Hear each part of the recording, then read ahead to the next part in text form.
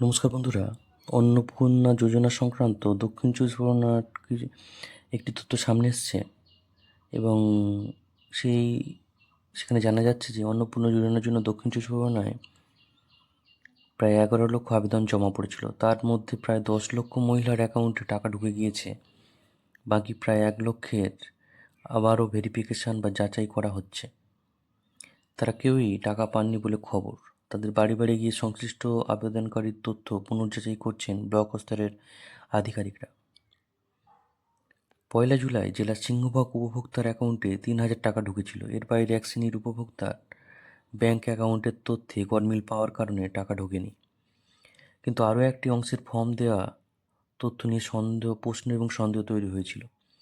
কারা এই প্রকল্পের সুবিধা পাবেন আর কারা নয় তা খতিয়ে দেখতে গিয়েই বেশ কিছু প্রশ্ন ওঠে। এখন সেই বিষয়গুলো খতিয়ে দেখা হচ্ছে। কিছুদিনের মধ্যেই এই যাচাইয়ের কাজ শেষ হবে বলে জানা গিয়েছে।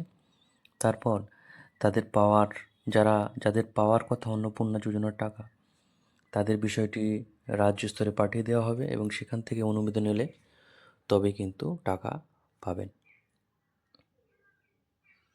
নমস্কার, ধন্যবাদ।